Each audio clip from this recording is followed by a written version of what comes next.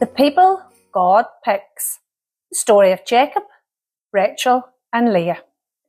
Abraham had a son named Isaac. Isaac had a son named Jacob. Jacob's name means trickster, which was a very good name for Jacob because he liked playing tricks, lying and stealing. Jacob wasn't a very good person at all. The odd thing is, God had chosen him.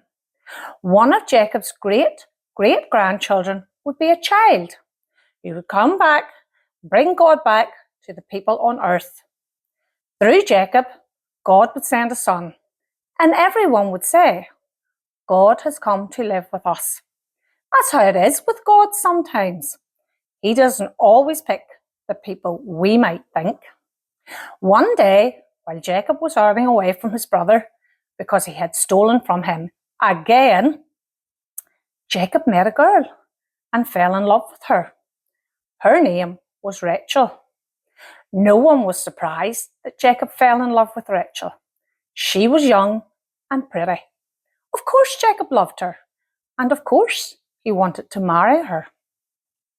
Jacob was so in love that he promised Rachel's dad that he would work for 7 years so that he could marry her. 7 years! What a long time. But you know what they say, time flies when you're doing something for love. So for Jacob, 7 years felt like a single day. When the wedding day came though, Jacob, the trickster, had a trick played on him. Rachel's dad decided to have Jacob marry Rachel's sister, Leah, instead. Jacob didn't know about this until it was too late. And boy, was he mad. He didn't want to pick Leah because he didn't think she was pretty. He just wanted to pick Rachel. But God wanted to pick Leah.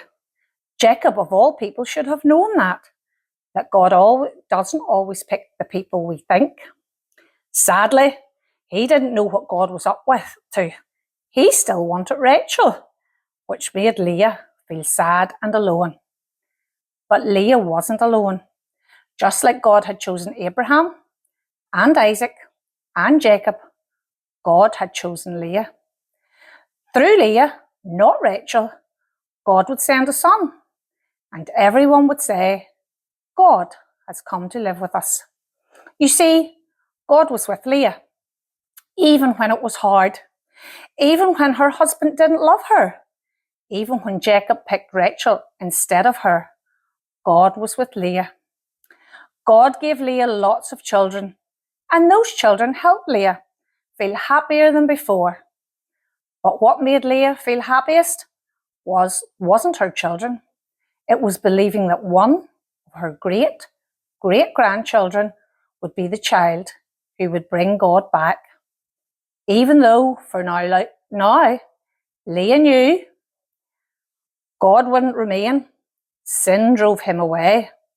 So Leah began to hope and pray, God will come back to stay.